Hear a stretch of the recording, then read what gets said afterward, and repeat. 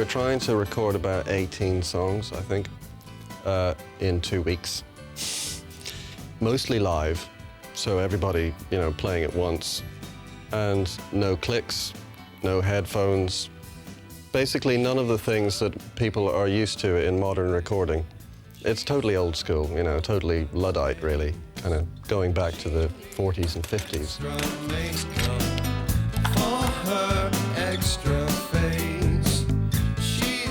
RAK is like my second home, to be honest. I think the first thing we did here was Regeneration, which was in 2000. The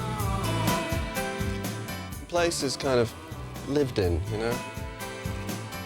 Here we have Mr. Guy Massey, who will be doing lots of that. This is the grand old desk, reel-to-reel for recording proper music, and computer for when we can't stand the silliness of reel-to-reel anymore. We're recording onto what is now old-fashioned 2-inch reel-to-reel tape because it sounds better. I mean, especially for what we're doing. We'll be making our album in a stupidly short space of time. Yes. Day one, you've got the kind of rhythm section, the bass, drums, percussion, guitar and piano. And we kind of work out the guts of the songs. So that the next day, when the orchestra come in, we'll be totally prepared and practiced. Here we go. 2, 3, 4.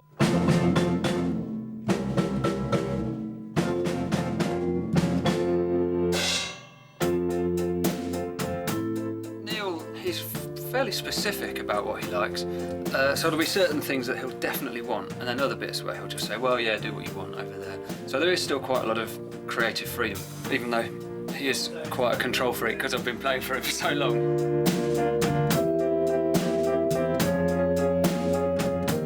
I haven't heard any of this music before. I haven't seen anything that is sort of working a way around it. Andrew is the missing link between what I write and what the musicians play. Neil's songs are all different styles, you see, so you can't just do what you can with a lot of bands. It's just once you've found the style, you stick with it, it's all going to work. Every song is just quite 50s, the next one sounds very 60s, you know what I mean? How would you cover it? So I've written down the music for all the band from Neil's demos. One of the first songs we're going to do is Party Fears 2, which is the only cover on the album. In fact, it's the only cover on any of my albums.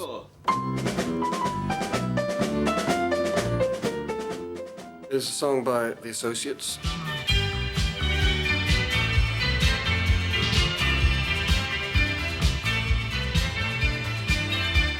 It's got the old Divine Comedy favourite rhythm, which should be on my gravestone.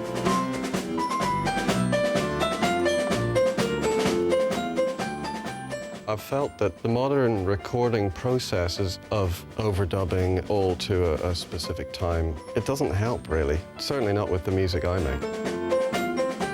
You know, people in the past have been, you know, I've tried to get it done this way and people have said, no, it's too dangerous, you know, if it goes wrong, you don't have an album anymore, you know, you're screwed. If it goes wrong, we're screwed, but who cares, you know? If it doesn't go wrong, if it goes right, it'll go really right, and you'll have something that's really centered in a time and a place, and you can hear the people. You do listen to records these days, and it's very hard to hear the human element.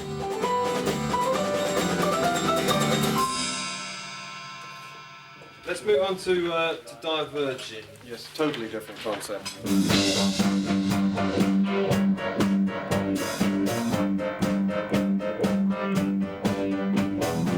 The Divergent, trying to think back to teenage years when you basically assume that if you don't get laid soon, you will die a virgin. So I was trying to put across that desperation to a kind of a ELO, disco-y kind of vibe. It's kind of pumping.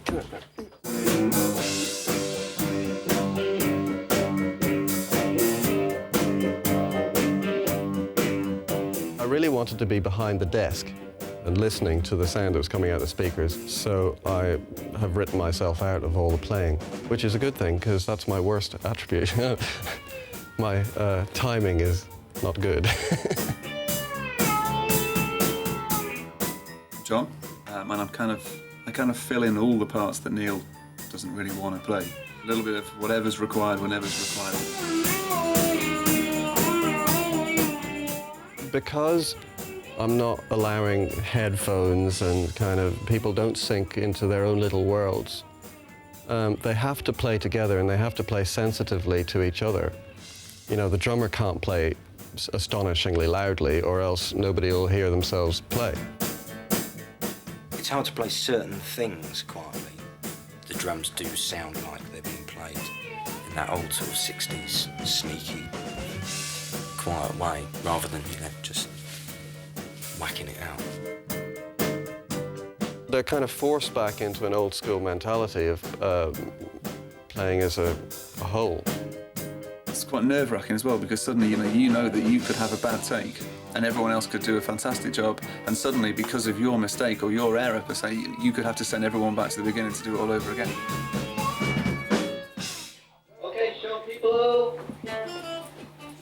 Ready to go. Day one was fine. Obviously it took about 7 hours to get all the mics to work and be pointed in the right directions, but everything is going according to plan. What do you think? What a great day.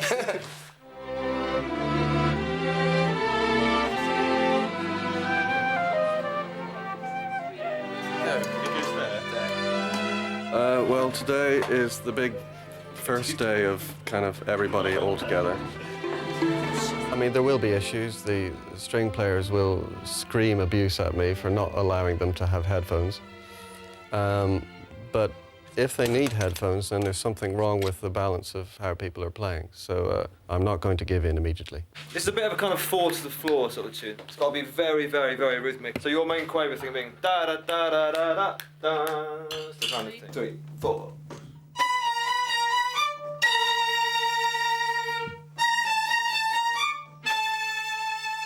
It sounds phenomenal. I hope we can get them to play it right all the way through once. That good. And get it on tape. We've been going together since the 8th of November. Oh, it seems like forever. I'm waiting for the first complaint. We need headphones. We cannot possibly do this without cans. You told me on our first date what you do on my birthday. I've had bars through a time, keep my time. It's just impossible. Yeah. I can't hear it. I'm finding it very difficult actually, that last bit where there's no drums, where I come back in. Sometimes it's just perfect. Hard to say, really. I wish I could sort of find one thing that was...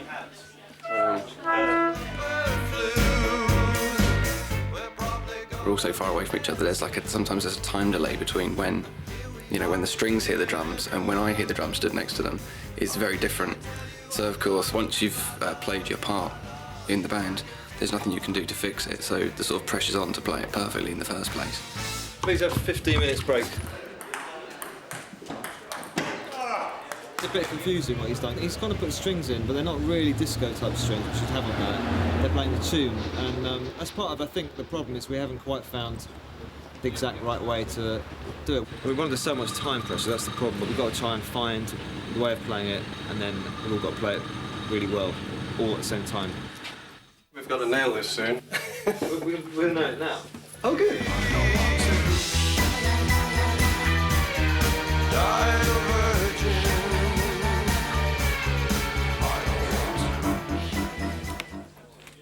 John? Yeah? Why are you playing flat all of a sudden?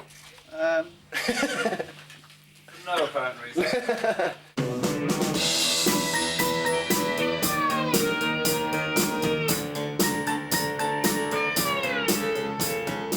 Felt a little bit under pressure because the difference between being sharp or being flat or being absolutely smack bang in tune when you're playing it in that way is really sort of a really, really fine kind of hair's difference. John? Yeah?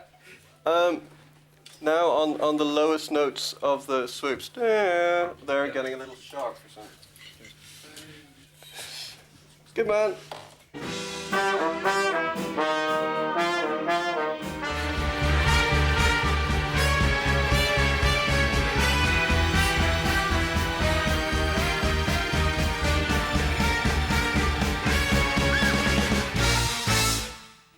sexy motherfuckers. That was good. Very good. We've got to take, okay? Have a look at another tune. 3, 4.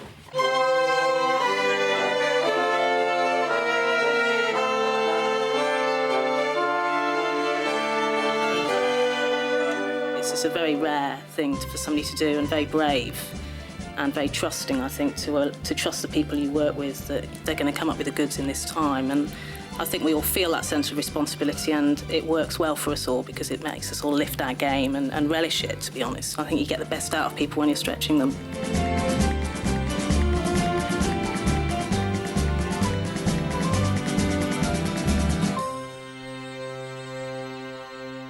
Fucking class.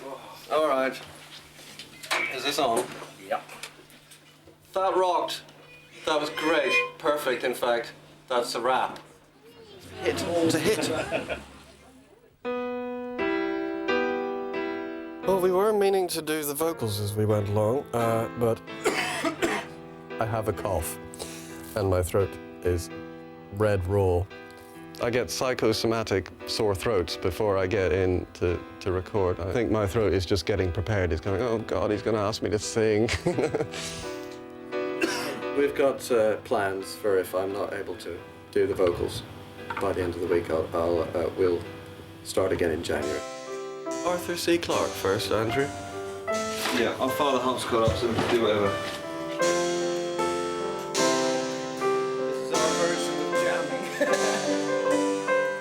Tim, would you like to count us in, mate?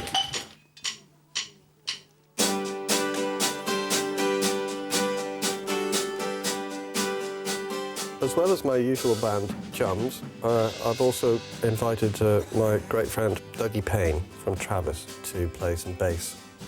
And he's great to have around the place. Just realised that we look like we're in Harry Potter. Oh, fuck off. All right. I'm in Gryffindor. Doing the whole thing with something this elaborate in 2 weeks is impressive. It's all Neil's master plan. He's the mastermind, the Orson Welles. When the drums drop out, I'm completely happy for you to lead that, but you need to nod a bit because I can't see your hand. So if you can just sort of bounce a bit. Oh, okay.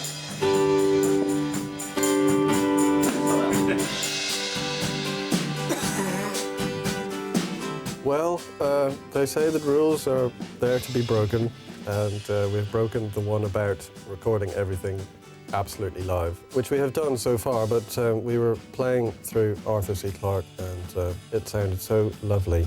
We thought we'd do a perfect backing track so that we can do some lovely, simple overdubs with the orchestra tomorrow. I do hope it won't be a problem.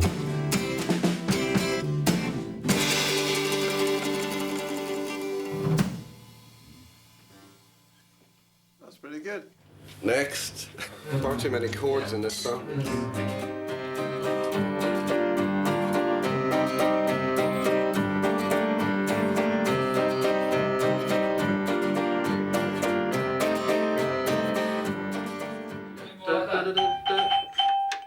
Like a sort of Morse code type Yeah. thing? Yeah, that kind of Really dry, I thing. think. So very dry.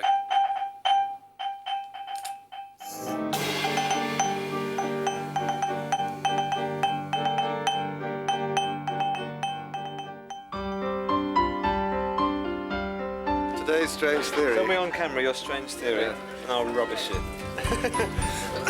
Well, okay, like there's a lot of strings. Yes. They all have to be very in time or else the whole song falls apart. You can't afford for anything really to go wrong. Oh, shit. Could you give us a very quick summary vibe of this tune? Very chuggy, very rhythmic, has to kind of really drive along. And when you have the big sort of top line, really emotive, Let's try, shall we? heart-rending. From the top. 2, 3.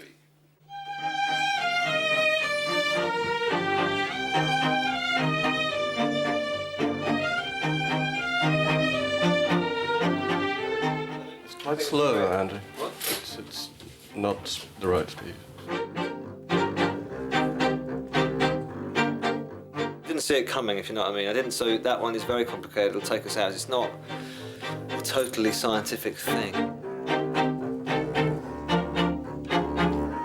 We had issues of it dragging really badly. To be honest, this is a feature of a lot of Neil's music from doing it live. It really does change. Every 30 seconds, there's a complete stop. All half the instruments drop out. Just the piano left, doing not much. And then you have to pick up where you are, and that's not always easy. Andrew and I work very well together, I think. Although, you know, sometimes there are differences in approach. I'm going to annoy Andrew now. Watch me. Andrew, can we crank up the tempo a bit? All right. But actually, remarkably few altercations. They mix very well with throat lozenges. This is what it's come to. Yeah, basically, abstaining hasn't helped my voice, so I'm thinking I have to toughen it up. And also, I'm stressed to buggery, so... Very definitely went in with the idea of doing everything live.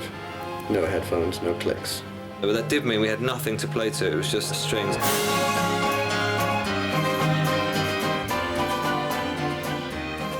So in the end we cheated and I wore a click all the way through. Again, we broke one of our golden rules, but you know, you do.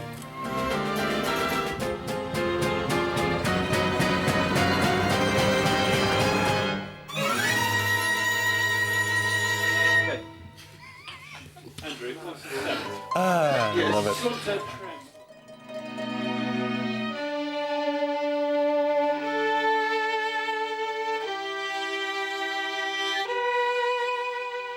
Every time that there she came in after that note always sounded a little bit sharp to me.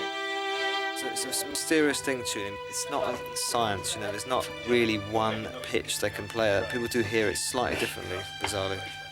And to me they're hearing it a little sharper than it should be.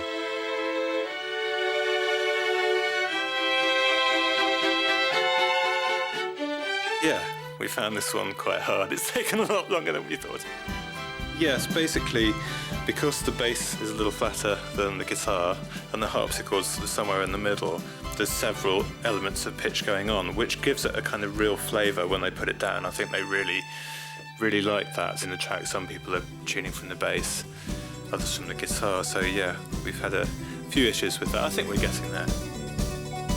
Being a string player, you know, often you do get things which are very simple and you're not an integral part of the music, and it's just adding a colour or making something sound a bit more epic, I suppose.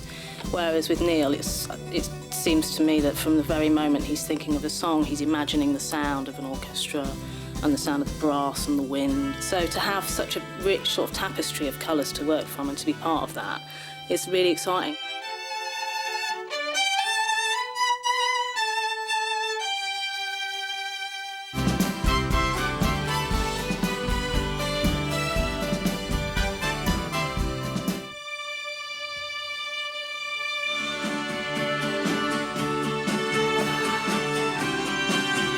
Why we've been doing them live.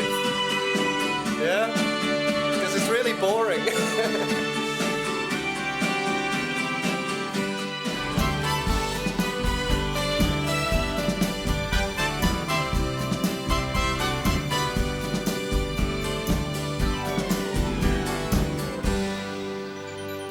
That's a tick. I love you all. I want to have your babies. That's great. As soon as people put headphones on, then they have to get the mixes just right, and then there's tuning difficulties to what you've already recorded. Whereas if you do everything at the same time, then you work it all out at the same time, and it's either right or it isn't. So we've kind of proved our point by accident. This is a very varied album. It has all sorts. It's got the rather eccentric snowballing negative. Out of the studio skylight,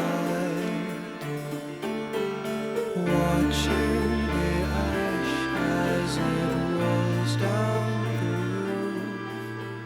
roof. And, you know, lovely sort of easy listening and yet quite melancholic lady of a certain age.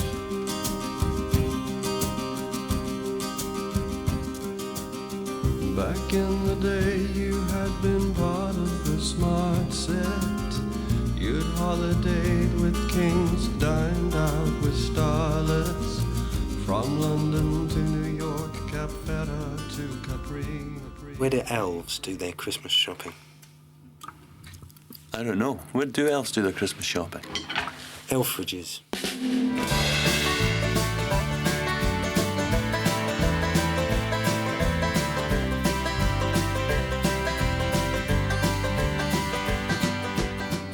I have a complete split personality when it comes to ego. I can be the most egotistical man alive. You know, I know I'm a genius. But then I also know that I'm a twat. And the very idea of doing an album in 2 weeks is moronic, you know?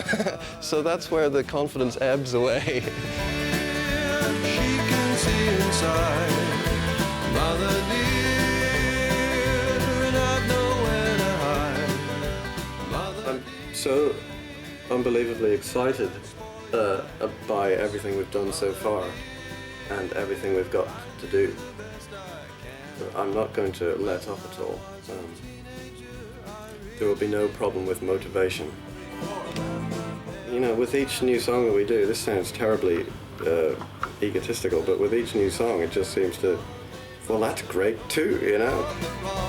Little baby home from eternity.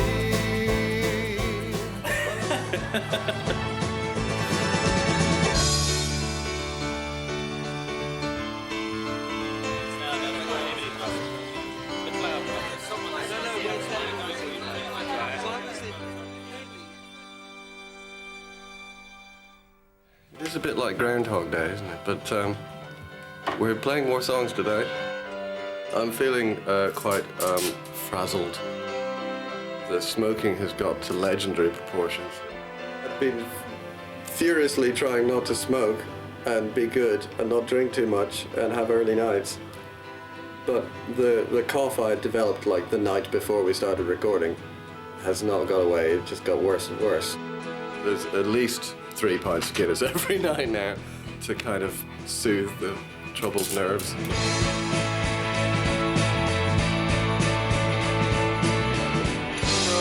Oh, Team Roll is very fine. Andrew?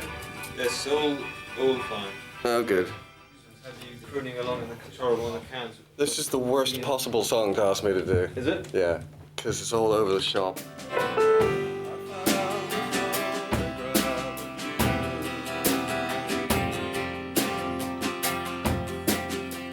Light day, kind of big ballady thing. Lovely.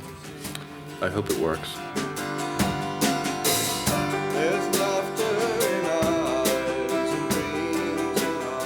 The feel of the song is really a sort of 70 BPM feel, so it's about there. But the music's been notated there.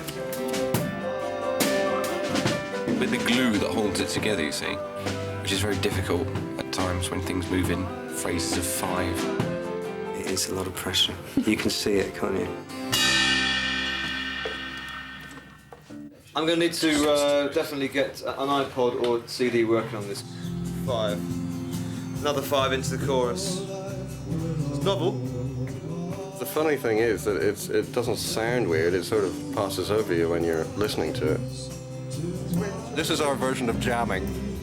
Hey, let's jam with some notes here. We'll put some bar legs in.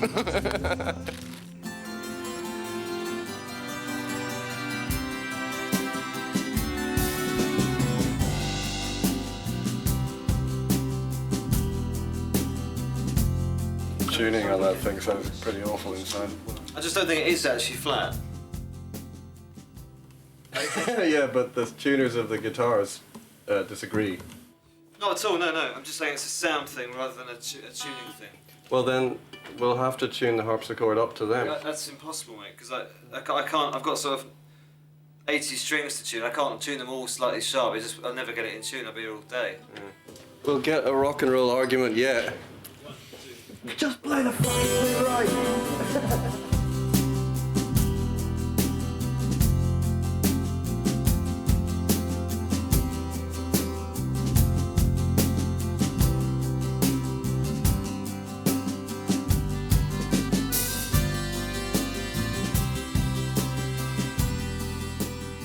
Boys go out, get some lunch, bring me something back, and I'll spend 20 minutes giving this harpsichord a bit of love, care, and caressing. You've got to be really patient. You tune one whole set of strings up. So, you know, on the guitar, they fiddle around for a bit, but they've only got 6. It's sort of probably 45 strings. Then you have to tune the whole thing again, another set of strings for the same notes. Even just sort of removing the tuning hammer from a note seems to put it out of tune. And you're like... So, yeah, I think it is just one of those jobs that I'm not really patient enough for. See that now? I've just tuned that. It's out of tune again. Well, let's try doing a little tuning to the harpsichord then. Feel free at any time to go, well, you wanted a fucking harpsichord. Again? We've sorted all the problems out. I persuaded everyone to bend and tune their instruments to mine rather than me just keeping on fiddling around. Hey, everybody, chill, be cool, have fun, and do it again. I think I'm seeing the light of day. 2, 3, 4.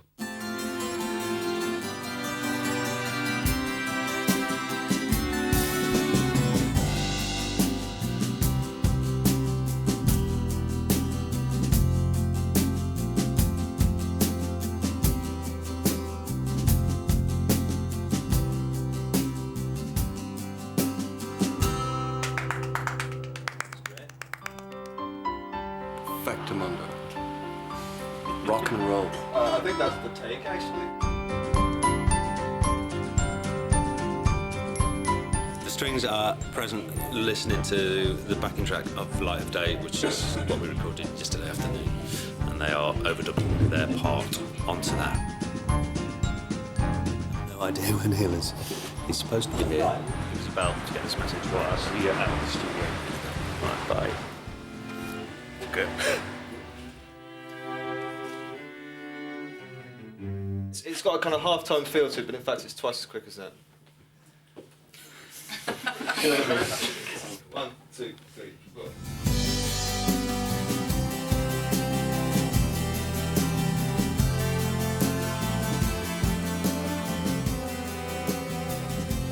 It's the last day, and my melancholy knows no bounds.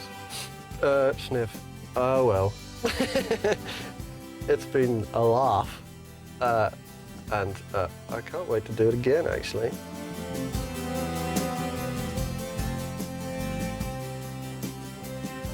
Don't worry, guy, it's all right. Yeah.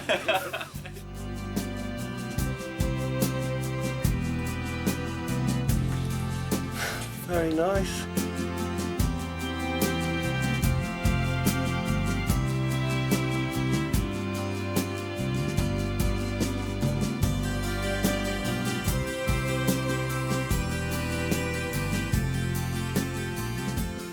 Got to bloody sing everything yet.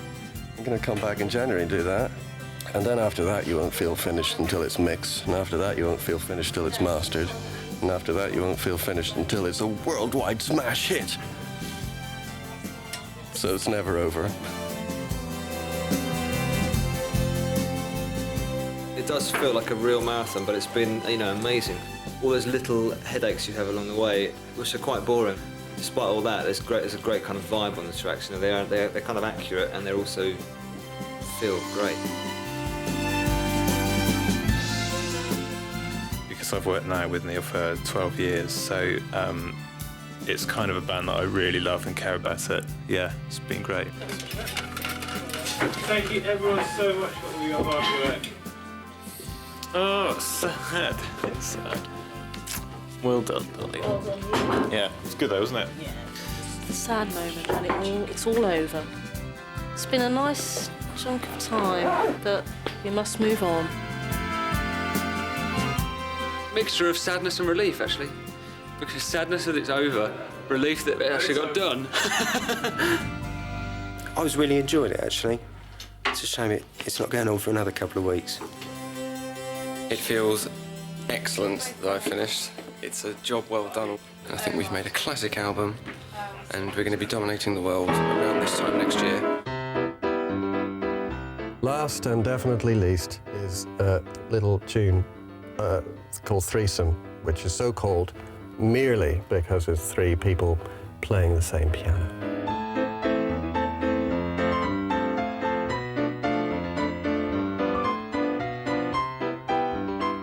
Now that we're done, I'm feeling completely shattered, but I'm feeling very happy and a little bit kind of sad. Oh dear, happy, sad. Bittersweet, yin yang.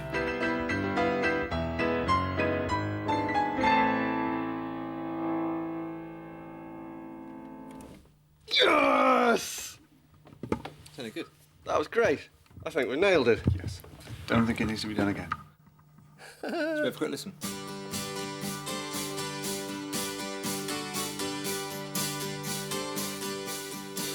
Do you remember that old TV show, Arthur C. Clarke's Mysterious World? Well, if I... We did mean to do the vocals, you know, during the last session, but I think recording the music for 18 songs was enough for 2 weeks. So, we're back. Doesn't make any sense to me, I don't understand her.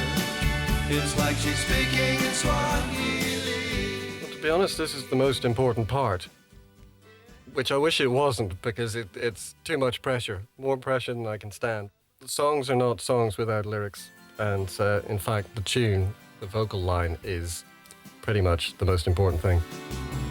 I found a photograph of you and me, drinking sangria somewhere by the sea. There's laughter in our eyes and dreams in our hearts, before life waded in and tore it all apart.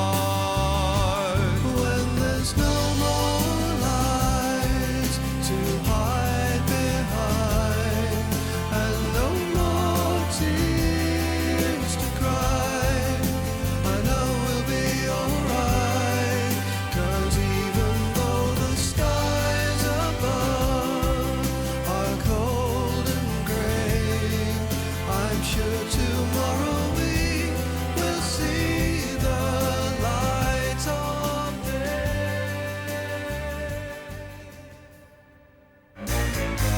We've been going together since the 8th of November. Oh, it seems like forever. I very clearly remember you told me on our first date what you do on my birthday. But hooray, it's my birthday, and frankly, baby, I can't wait. Die a virgin. I wouldn't say it's an important facet of my writing for there to be comedy. It's important that you kind of have the truth of life in the lyrics, and a big part of the truth of life is that it's kind of funny sometimes, you know? A magazine of my brother. I read it under the covers. It got me all hot and bothered. Now every time that I see you, your uniform becomes see-through. You don't know how much I need you. The handy-andies I've been through.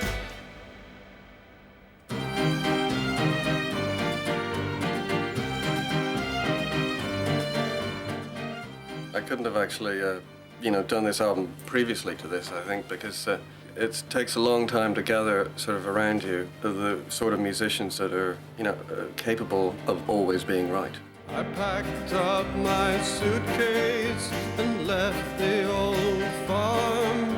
I promised my papa I'd come to no harm. And I went to the city where I was employed in a firm of accountants as an office boy.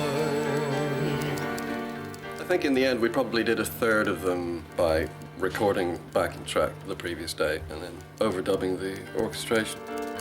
But, you know, rules are there to be broken, and the only thing that counts at the end of the day is how good the record is, you know, how good it sounds. I'll plow my own furrow, I'll go my own way. Would I do an album in this way again? Yes, I will, undoubtedly, because it proves to me that this is the way that I always should make albums. They're never going to get me, you know, in the studio for months on end again, you know, bringing people in and laboriously trying to get them to play in time. It's just useless. I don't know why anybody does it. Don't do it, everybody. This is the new way, the new old way.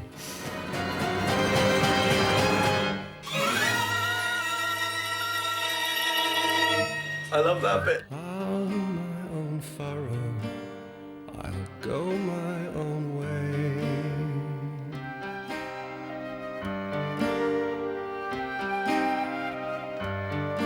C'est fini.